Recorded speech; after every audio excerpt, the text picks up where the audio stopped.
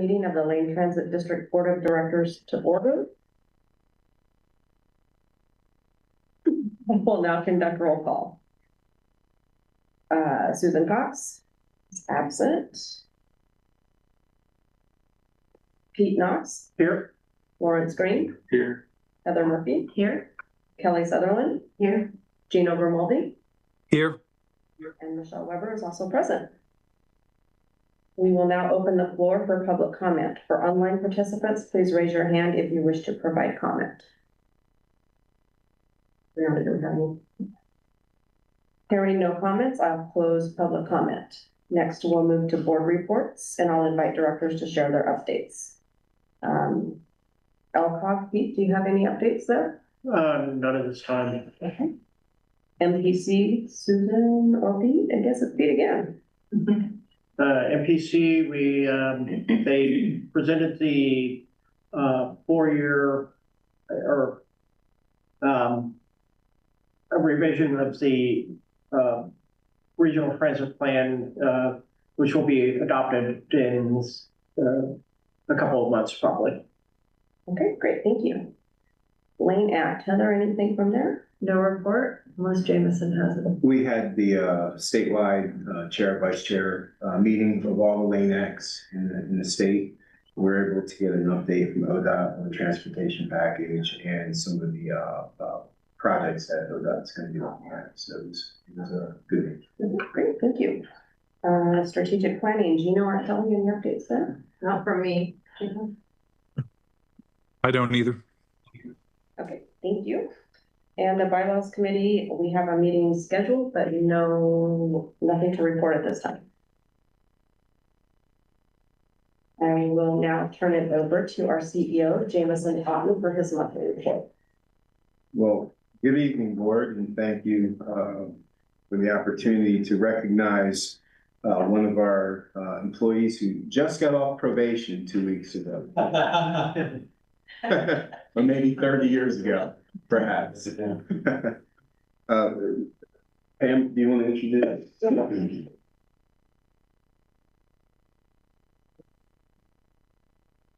Okay, what up, Jeff? So it's my pleasure to introduce Jeff Haas, because he's a colleague of the month. He has worked in the finance department way longer than I have. I'm going on 6 years. He's been here for 31 years. When he first started in the finance department, it was at a very, let's say, important, lowly position. He worked in those roles for a while, and then I'm told that the director of finance came to him and said, "We need a payroll person. I think you could do that job." So without any training in payroll or really a lot of formal accounting training, he said, "Sure, I'll try that." And here we are today, 31 years later. So I am very happy to have him in our department, and he brings a lot of things to our department. And I think the thing that impressed me the most was a couple of years ago when we had the World Games, and we needed to hire taxi drivers to get people to shuttle around. And Jeff, with only one other person really helping him, hired, paid, and then had to terminate out of our payroll system over 50, a lot of people in 5 days.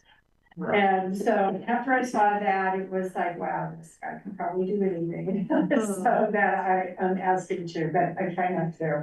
So I really am so happy to be able to see him as the employee of the month. So congratulations. Thank you. Yeah. Thank you.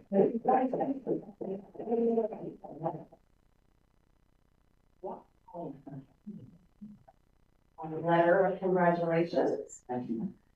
Well, I'm over some spending money. And so, Oh, my shot. Thank you. Certificate and a very nice game. Wow. Well, very good. Handful of stuff. Thank you. It's an honor. Thank you. Thank you.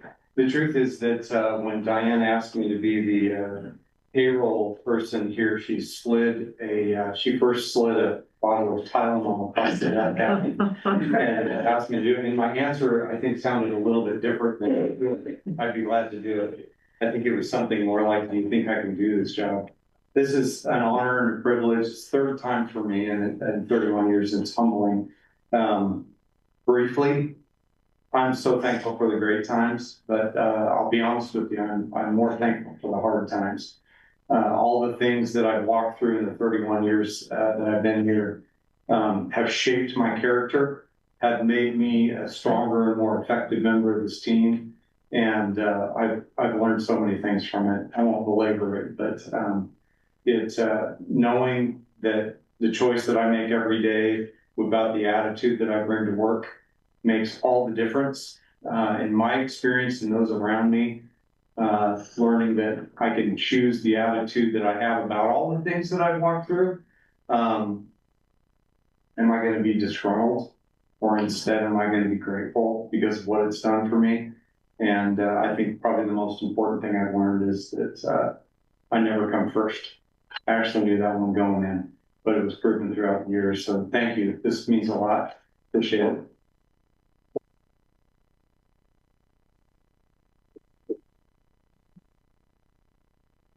Thank you, Jeff. Moving into the operations report, which is operations performance report, which is in your packet.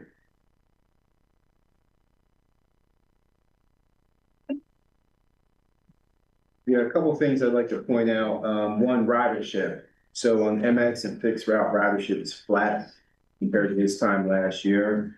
Over the 12-month period, it's trending down, so about 2.5%.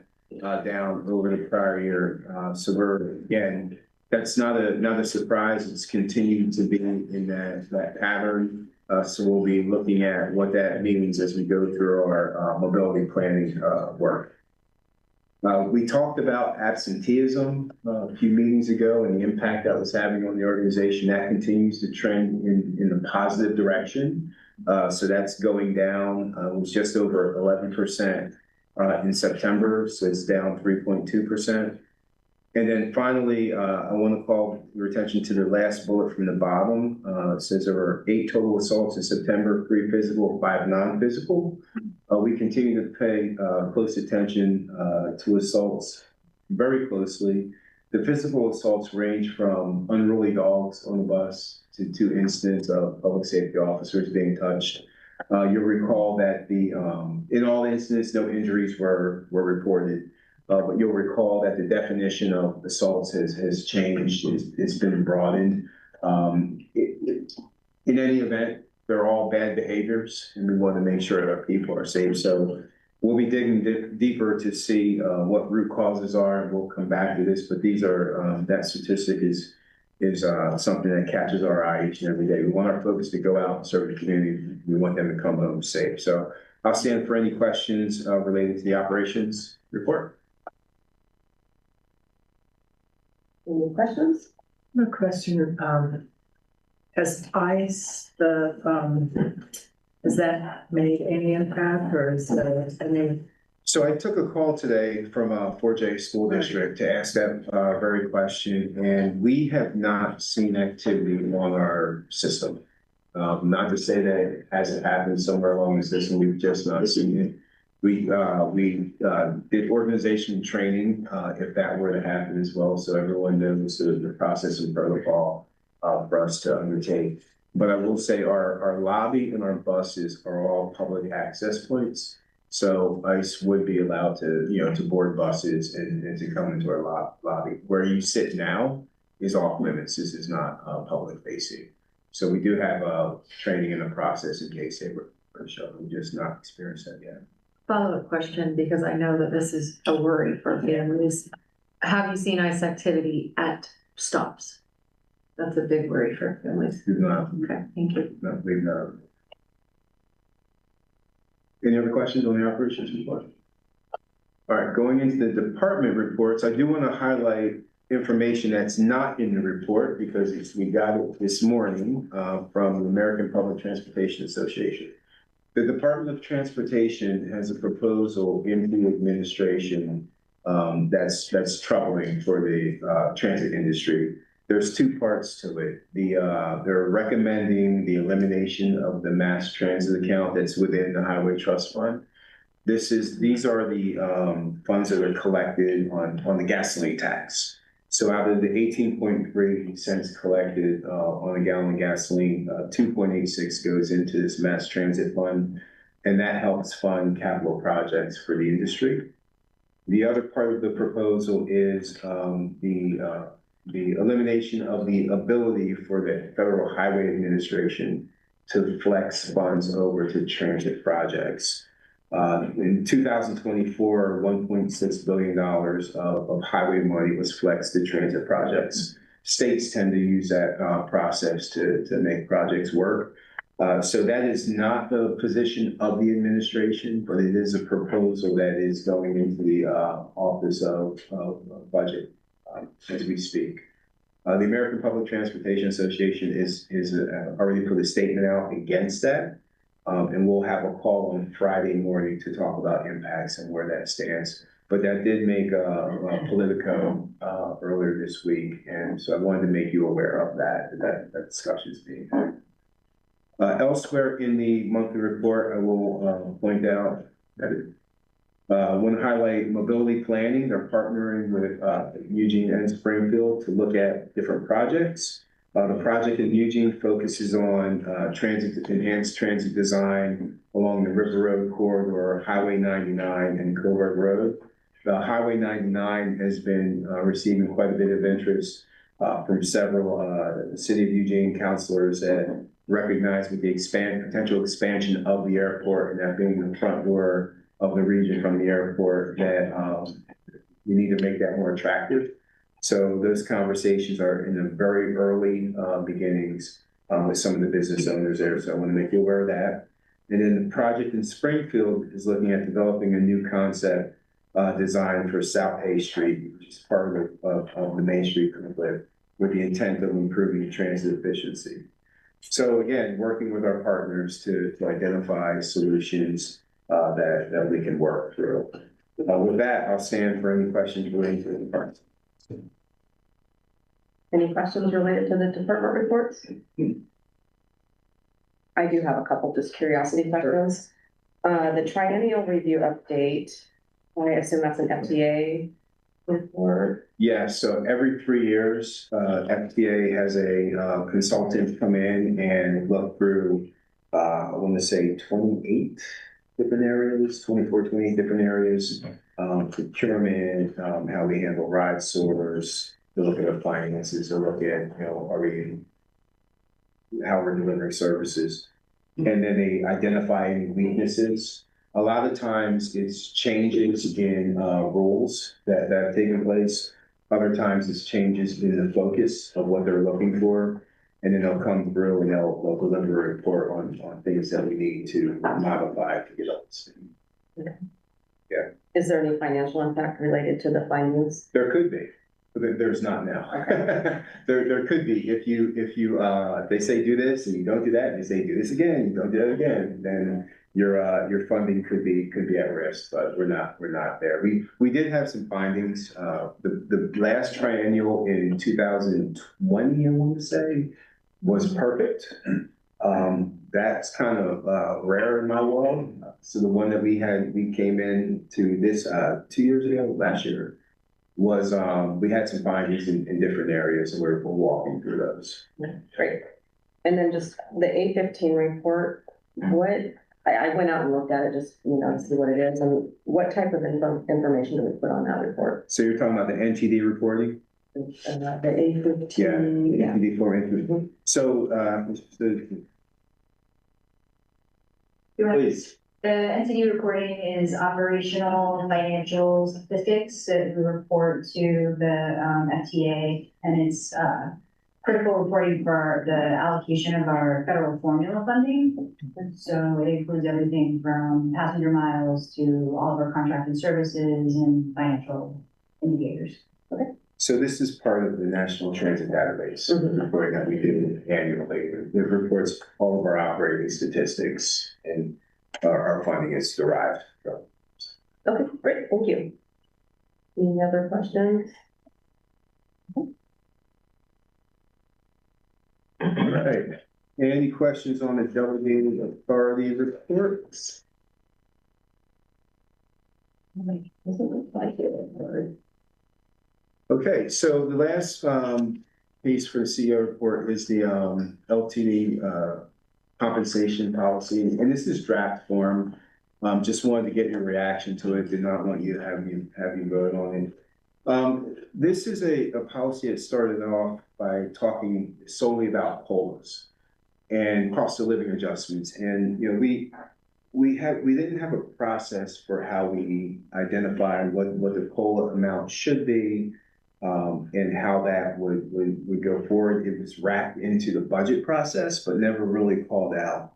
And I think that there's an opportunity here for us to call that out in the budget process, have a methodology around that so that you have a clear-eyed view on how that relates to the budget itself.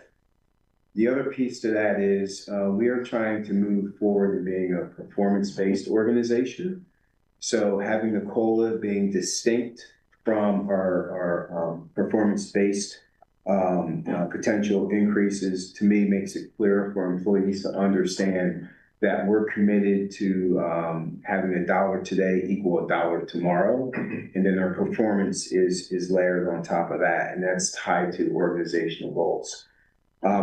We took that and we wrapped it into an overall policy so you can get clearer insight on how we determine salaries and pay bands and what's the process on each of those things. So in short, we're going to continue to do market evaluations. We do that today, but we wanted to tie this to that to make sure that we are in alignment with the market, maybe not over it, not too far under it, but we do want to strive to have LTD be a employer of choice. Performance-based increases. We have been implementing performance-based measures for the past 3 years. We put a policy in. They were working on the policy as I walked in the door. Now we've gotten pretty good at it. So we're relying on those as we set goals for the organization. And then we wanted to define the different components of pay. We want to define premium pay, what red circling is, and then have a process for COLA as part of the budget process. What's not included in this is I'd also like to have our employee handbook approved each year as part of the budget process as well. So we didn't go that far with this draft compensation policy, but would really like to hear your reactions to how this lays out, and we'll bring it to the board. Once you hear reaction, bring it to the board at a later date for consideration for. Heather? I thought it was great. These things it's great to have processes laid out. And sometimes it's hard to get to them. And so I really appreciated it. And it touched several things that are usually confusing for people. So I thought it was great.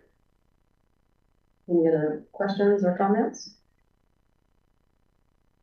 I do have just one question. Under hiring wage, the sentence that says in most cases the offer will be between the minimum and midpoint of the pay range, is it necessary to say that? Can we just leave it at the one sentence that says it's based on experience and expertise?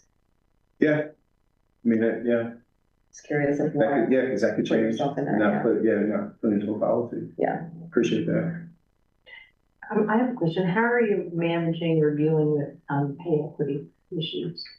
Yeah, so we look at that standardly, and so when we do our market evaluations, we assess all the job descriptions, make sure those are accurate, and put those through the process. So we don't want an internal pay equity issue for sure. So that's part of the evaluation. Okay. Yeah. And I think we did our last job descriptions within the last year, so we should know that. Great. Looks like we can move it to the next item. Before I do that, though, I want to acknowledge that Susan Haas is with us now and ask her if she wants to take over. No, you're doing great. I'm taking the night off. Okay. Like your neighbor. Leadership. Delegation, there we go. Okay, moving into the monthly finance report, and we'll turn that over to Jameson and Treasurer Pete Knox. Thank you, Chair. On page 27 and 28, you'll find the, finance report ending on September 30th. Now, if you read it, if you did your job and read your pocket before the meeting, you'll notice that the expenses minus, or revenues minus expenses is a negative number. That's in the monthly report. That's not necessarily anything to be worried about because it's a straight month. What is true at the time. Now, the reason we have a negative number there is that we get compensated by the federal government for certain things, like our capital expenses. And so in their process, they don't allow for that to happen right before the close of their fiscal year. And that's just a administrative function. It had nothing to do with the shutdown or politics or anything like that. This is just a normal process. And I think that to add to that, this is one of the reasons we have reserves. And the reserves allow us to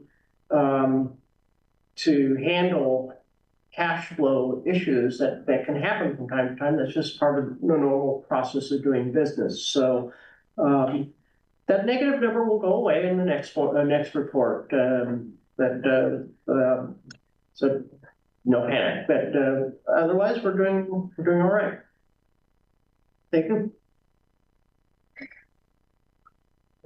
Not related to finances, but not related to the financial report. I do want to highlight that I thought we had a really good budget committee meeting the other night with really good questions that the finance department and our BI group is going to go back and take a look at.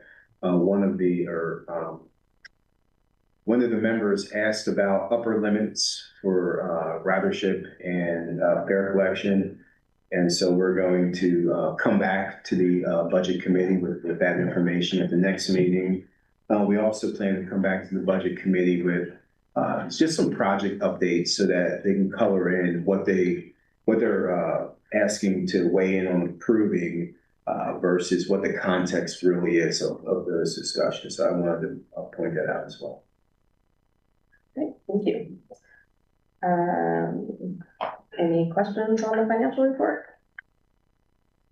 No, just a question for Pam. I mean, it looked like everything is on track. Yeah, I would say for this time of the year, there's only a couple of departments that have expenses higher than you would expect them to be, just using the percentage. And that's directly related to the fact that they have bills they have to pay early in the year for annual fees. I'm not seeing anything else that I'm really concerned about at this point. Yeah. Any other questions, comments? Okay. Next item is the consent agenda, and I want to just clarify, the only item on the consent agenda for this evening is the approval of the monthly finance report. So I would take a motion for approval. I move approval. Okay. Approval of the monthly finance report. Sorry. Or the consent agenda. I'll second. Okay, sorry, thank you. I do roll call. Rusty, yes, when there's someone online, it's helpful to have. Okay, thank you. I just want to make sure I do this the right way. Here. Thank you. Yes. Susan Cox. Yes. Pete Knox. Yes. Lawrence Green. Yes. Heather Murphy. Aye. Gino Grimaldi.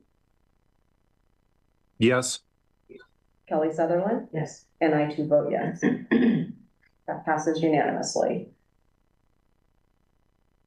And next, we move into board action items with the adoption of resolution number 2025-11-19-36, which is the Title VI analysis for Route 1 downtown loop, and Dave Roth is going to report on that.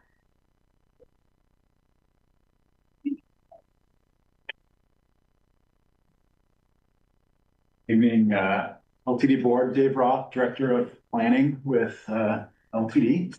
I'm here tonight seeking a resolution in support of the Title VI analysis that was conducted as part of the Route 1 downtown loop pilot project. And I can provide a little bit of background information around Title VI analyses and why and when we conduct those. So starting at the top, this is a requirement coming from the FTA as part of the Title VI civil rights legislation and rules. And the FTA requires transit agencies to have documented policies and procedures around Title VI analyses. And so you can find ours within our fixed route service policy document, which was last approved by the board, I think, in 22. We made some changes to that.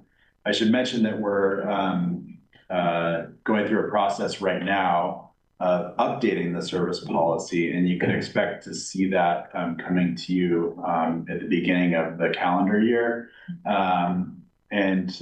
We also presented that project with our consultant team who's helping us do the work last night at the Strategic Planning Committee meeting. And I should mention that some of the changes that we are making to our service policy are related to the Title VI analysis. And so we're making some tweaks just to refine the process, make the process steps a little bit more logical going forward. So that's a work in progress. When we do conduct Title VI analyses, it's done when there's a major service change. So the downtown loop would constitute a major service change, or when we're making changes to our fare policy. So it's been many years since we've touched our fare policy. I would anticipate that coming forward in the next few years or relative near future as well. So I just want to provide some background on why and when we do that. There is maybe a little bit of nuance when it comes to pilot projects. And so that's where the downtown loop Route 1 change comes into play. And I'll just make note here of the service policy does call out when we conduct these Title VI analyses relative to what the service policy calls experimental service changes. And really what that means is a pilot or something, of limited time duration. And so the rules that we follow right now for pilot services is that if the pilot is expected to run for less or under a year, we're not required to conduct the Title VI analysis.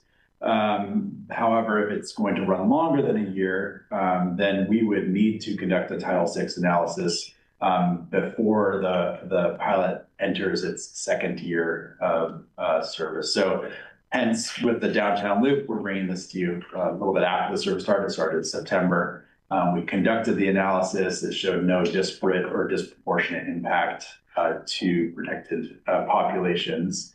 And so the resolution before you tonight is seeking approval of that analysis. And then we submit that to the FTA. Great. Any questions of Dave? Comments? Heather? You answered most of my questions. Thank you. I'm just curious, since our area has piloted several things. Yeah. It's not applied every time, but most of those have been over a year. So was this analysis applied before? I just know that disproportionately it affects some of our families that are definitely in some of these definitions. So. I mean, it would be helpful if you had an example. I think you're referring to the South Lane services. I don't know what they were called. Because I don't have all of the history on when LTD is conducted. Close up.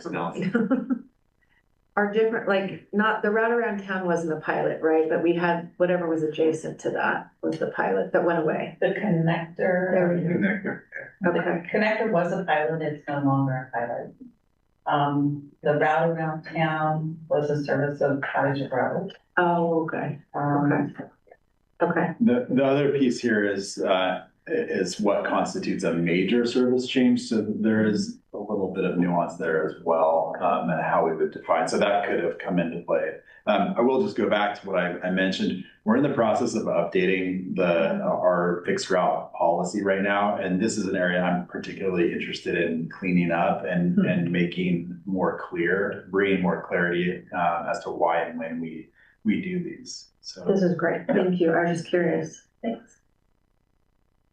Any other questions or comments? Oh, okay. Then I would entertain a motion. I'm gonna that we approve, I'm sorry, I don't have the number. You want me to read it? Wait, adoption of, I move approval of adoption resolution number 2025-11-19-36, correct one? Right, approval of the Title VI analysis for the Route 1 downtown. Yes, that resolution. I didn't realize we were going to read the whole one. Do you want me to do it again? That's fine. Okay. Let's make it a second. Second. I was forgetting for a moment. Okay. Let's take the vote here. Hugo Cox, Yes. Pete Knox, Aye. Lawrence Green, Yes. Heather Murphy, Aye. Kelly Sutherland. Yes. Gino Grimaldi, Yes. and Michelle Weber, yes. Thank you, that passes unanimously. And next, we will be moving into executive session. Thank you. The Lane Transit District Board of Directors will hold 2 consecutive executive sessions this evening. Executive session 1, the board will meet in executive session pursuant to ORS 192.6602I, which allows the board to review and evaluate the employment-related performance of the chief executive officer. Executive session 2, the board will meet in executive non-public session pursuant to ORS 192.6602F to consider information or records that are exempt by law from public inspection. There will not be a break between executive sessions. At the conclusion of the second executive session, the board will reconvene in regular session. Representatives of the news media and only designated staff shall be allowed to attend the executive session. All other members of the audience are asked to leave the room. Representatives of the news media are specifically directed not to report on any of the deliberations during the executive sessions, except to state the general subject of the sessions as previously announced. No decision may be made in executive session. Each executive session is expected to last approximately 20 minutes.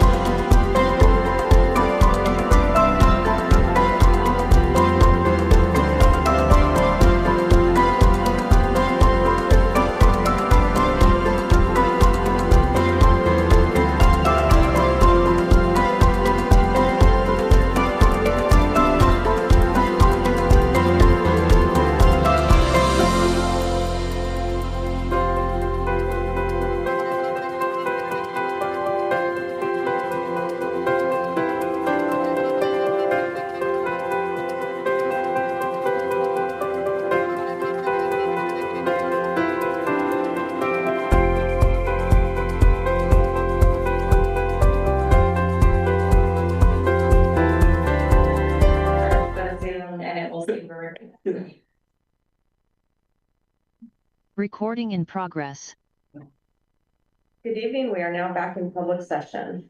I will provide a summary of our CEO evaluation results for the record. The board conducted the annual performance evaluation for our Chief Executive Officer, Jameson Otten, covering the period from November 7, 2024 through November 6, 2025. Each board member provided individual director feedback, which was shared with Jameson during the evaluation. During the evaluation conversation, Jameson received positive comments from all of the board members. Are there any other comments from the board at this time?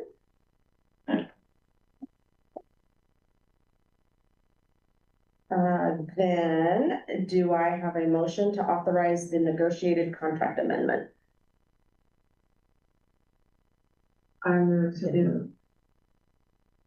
So authorize the board president and vice president to negotiate a contract with Jameson consistent with his evaluation. You can just say so moved. So moved. Thank you, Kristen. Yes, that's all I'm gonna say. Second. Second, thank you. All right, we will now take a roll call vote. Can Susan second that, being the person that's going to be doing the evaluation? She can, yeah, it's fine. Good question, John. Susan Cox, Yes. Pete Knox, Aye. Lawrence Green, Yes. Heather Murphy, Aye. Kelly Sutherland. Yes. And did we lose Gino? Yeah, we lost. Okay. And Michelle Weber also votes yes. So we will get some time scheduled to meet with you and go through that. Any other business? With no further business, the November 19 Board of Directors meeting is adjourned.